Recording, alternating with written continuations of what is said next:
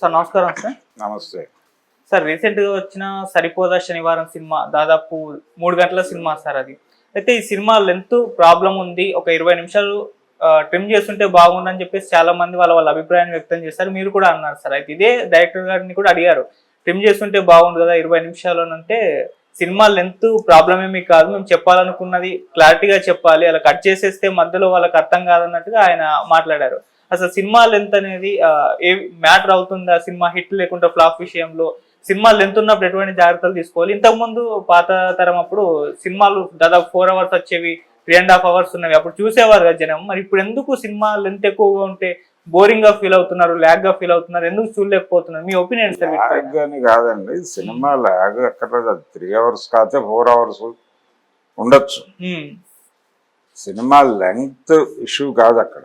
Okay, అంటే మీరు చెప్పిన విషయం, మీరు టేకప్ చేసినటువంటి సబ్జెక్టు అంత విస్తారంగా చెప్పగలిగిందా, చెప్పదగినదా అంటే ఒక విషయం చెప్పడానికి ఆయన ప్రధానంగా ఎంచుకున్నటువంటి ఎలిమెంట్ని జస్టిఫై చేయడానికి చాలా వివరంగా చెప్పడానికి ప్రయత్నం చేశాడు. దాంతో ఎవరికి భేదాభిప్రాయాలు లేవు.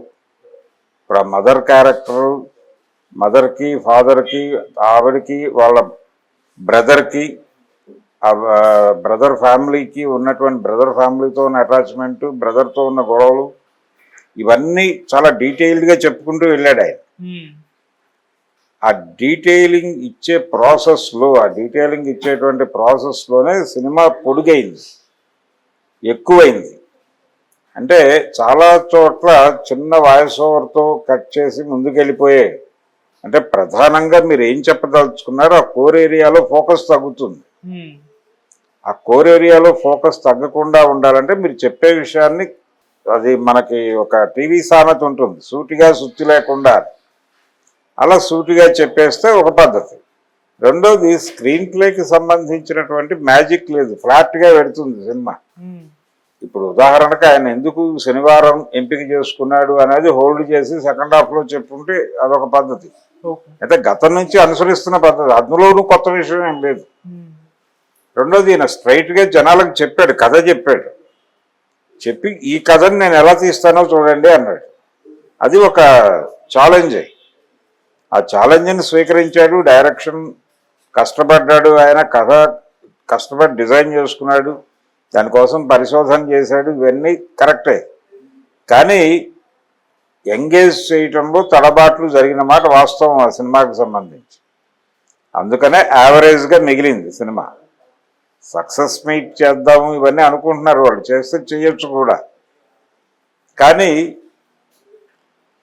సినిమా లెంగ్త్ అనేది ఖచ్చితంగా, అంటే ఇలాంటి సందర్భాల్లో మీరు చెప్పాలనుకున్నటువంటి విషయానికి సంబంధించిన పరిమితే మీ లెంగ్త్ని డిసైడ్ చేస్తుంది. అది విస్తారంగా చెప్పాల్సిన విషయం ఉంటే నిర్మమాటంగా చెప్పొచ్చు, దాంతో ఎవరికి భేదాభిప్రాయం ఉండదు, క్యారీ ఫార్వర్డ్ అవుతారు. అక్కడ విషయం లేకుండా మీరు 3 గంటల సినిమా చూసి తీరాలి అంటే అలాగా. ఇప్పుడు మేరా నామ్ జోకర్ అనే సినిమా ఉంది, అది కూడా 4 గంటల పైన సినిమా, 4.5 గంటల సినిమా అది. భారతదేశంలో అతి పొడవైన సినిమాలుగా 2 ఉండేవి. ఒకటి మేరా నామ్ జోకర్, రెండో ప్లేస్లో కర్ణ ఉండేది, దానవేరు సూరకర్ణ. ఇప్పుడు దాన్ని ట్రిమ్ చేశారు మేరా నామ్ జోకర్. అది అంటే ఒక వ్యక్తి జీవితంలోకి వచ్చిన అనేక పాత్రలు, వాటితో అతని ఘర్షణ, బాల్యం నుంచి వృద్ధాప్యం వరకు నడిచే కథ అది.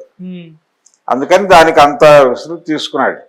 అలాగే నేను కూడా తీసుకుంటానంటే అలాగా.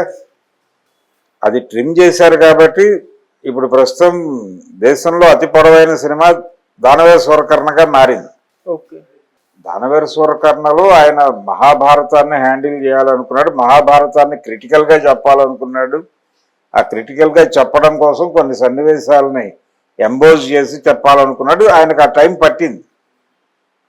అందుకని అది దాంతో జనాలు డీవియేట్ కారు. ఇక్కడ సాధారణమైన విషయమే చెప్తున్నారు మీరు. ఒక యాంగర్ మేనేజ్మెంట్ మీద సినిమా అది. ఆ యాంగర్ మేనేజ్మెంట్ని సరదాగా కూడా చెప్పొచ్చు, ఎంటర్టైనింగ్గా చెప్పొచ్చు, ఎమోషన్ మిస్ కాకుండా ఎంటర్టైనింగ్గా కూడా చెప్పొచ్చు. ఆ మార్గాన్ని వదిలిపెట్టి ఇంకో మార్గంలో ప్రవేశించాడు డైరెక్టర్ అనేదే బాధ. ఇంకొంచెం కుదురుగా డిజైన్ చేసుకుని ఉంటే బాగుండేది కథ అనేది. చాలా ఎంగేజింగ్గా చెప్పేటువంటి, ఎంటర్టైనింగ్గా చెప్పే ఛాన్స్ ఉన్న కథ అది. యాంగర్ మేనేజ్మెంట్ అనేది ఓకే. విలన్కి అదే కండిషన్, హీరోకి అదే కండిషన్. దాని మీద ఎక్కువ చిత్రికి పట్టాడు ఆయన, విలన్ క్యారెక్టర్ మీద. ఆ కాన్సన్ట్రేషన్ పెరిగే క్రమంలో హీరో పాత్ర మీద కాన్సన్ట్రేషన్ తగ్గింది. ఇది ఒక లోపం. అందుకని లెంగ్త్ పెరిగింది అన్నవాళ్ళు ఎందుకు పెరిగింది అంటున్నారు అనేది వినిపించుకునే ప్రయత్నం చేయలే. వివరంగా చెప్పాలనుకున్నాను, వివరంగా చెప్పకపోతే ప్రజలకు అర్థం కాదేమో అని చెప్పాను అనేది. జనాలకి ఈ మధ్యకాలంలో రకరకాల మ్యాజిక్లు చేస్తూ ముందుకు నడిపించిన సినిమాలు చాలా ఉన్నాయి. విజయ్ సేతుపతి సినిమా ఉదాహరణ ఉంది కదా మన ముందే, మహారాజా. ఆ సినిమా ఎంత చెప్పిన విషయంలో కొత్త ఉందా లేకపోతే పాత ఉందా అనేది తీసేస్తే చెప్పిన పద్ధతి, కథనం బాగుంది. ఆ కథనం వలన కదా సినిమాకి అంత పెద్ద సక్సెస్ వచ్చింది. అందుకని కథనం మీద కొంచెం దృష్టి పెట్టి లెంగ్త్ తగ్గించి సూటిగా సుత్తి లేకుండా చెప్పుంటే ఇంకొంచెం ఎక్కువ ఇంపాక్ట్ ఇచ్చేదిగా సినిమా. కావాలని లెంగ్తీగా తీయటం ఎందుకు, విస్తారంగా చెప్పడం ఎందుకు? అలా మొండిగా చేసే డైరెక్టర్లు కొంతమంది ఉన్నారు. ప్రతి విషయాన్ని ఎమోషనల్గా చెప్పే డైరెక్టర్లు చాలామంది ఉన్నారు మనకి. ఈయన కూడా ఆ దూరంలోకి వెళ్ళిపోతాడు, ఆ శ్రేణు, ఆ వాళ్ళలో చేరిపోయి ప్రమాదం ఉంది. అందుకని కొంచెం తక్కువ లెంగ్త్లో చెప్పడమే మంచిది. జనాలకు కూడా రిలాక్సేషన్ ఉంటుంది. ఏమీ లేని దానికి అంతసేపు కూర్చున్నాయి. చెప్పదలుచుకున్న విషయం వేరు, మీరు తీసిన ధోరణి వేరు. అక్కడే మిస్ మ్యాచ్ మొదలైంది. మీరు ఎంటర్టైనింగ్ మోడ్లో కూడా చెప్పచ్చు దాన్ని. ఎందుకంత సీరియస్గా చెప్పాలి? ఇంకొంచెం ఎంటర్టైన్మెంట్ మిక్స్ చేసి చెప్పచ్చు కదా.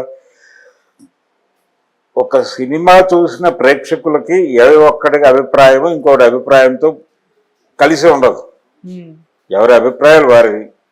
మనం బాగాలేదన్న సినిమా బాగుంది అనే వాళ్ళ సంఖ్య పెరిగి దానికి డబ్బులు రావచ్చు. అది దానికి డబ్బులు వచ్చినాయి కాబట్టి బాగాలేదనే మన అభిప్రాయం మనం మార్చుకోం. నాకు సినిమా నచ్చలేదు, ఆ సినిమాకి డబ్బులు రావడం అనేది వేరే గొడవ. ఇలాగే ఉంటుంది వ్యవహారం. కానీ లెంగ్త్ తగ్గించమని అవతల వాళ్ళు ఇచ్చిన సూచనని ప్లెయిన్గా వినేసి సమాధానం చెప్పడం కంటే కూడా కొంచెం లోతుల్లోకి వెళ్ళి మాట్లాడుకోవాల్సిన విషయం అది. అలా జరగలేదు, అది సందర్భం కూడా కాదు. కానీ ఆయన దృష్టికి వెళ్ళింది విషయం. కాబట్టి భవిష్యత్తు ప్రాజెక్టుల్లో ఈ కేర్ తీసుకుంటాడేమో, అంటే అది అంగీకరించడానికి ఆయన ఇగో హర్ట్ ఇబ్బంది పెట్టి ఉండొచ్చు. అయినప్పటికీ ఆయన స్వీకరించాడు, విషయాన్ని స్వీకరించాడు. కాబట్టి తర్వాత సినిమాల్లో తత్సంబంధమైన కేర్ తీసుకుంటాడేమో వివేకాత్రయే చూడాలి. అంటే సుందరానికి అప్పుడే ఇటువంటి వచ్చింది సార్, లెంత్ ఎక్కువ అయింది, తక్కువ ట్రిమ్ చేస్తుంటే బాగుండు అని అప్పుడు అభిప్రాయం వచ్చింది. సో దాన్ని మళ్ళీ రిపీట్ చేసేసాడు, అదే లెంత్ ను పెట్టేశాడు ఆ సినిమాకి. ఈసారి దానికంటే కూడా ఇబ్బంది పెట్టింది కదా విషయం లేకుండా. మీరు ఇప్పుడు మేనమామకి తల్లికి మధ్య ఘర్షణ, 3 సీన్లు, ఇవన్నీ అలా పెంచుకుంటూ వెళ్ళిపోయారు. అవును, అంత అవసరం ఆ పిల్లాడి మీద కుటుంబం తాలూకా ప్రభావం ఎలా ఉంది అనేది ఒక్క నిమిషంలో ఎస్టాబ్లిష్ చేసి అక్కడి నుంచి మీరు కోర్ ఏరియాల్లో గేమ్ ఏం ఆడాలి అనేది నిర్ణయించుకుని ఉంటే బాగుండేది.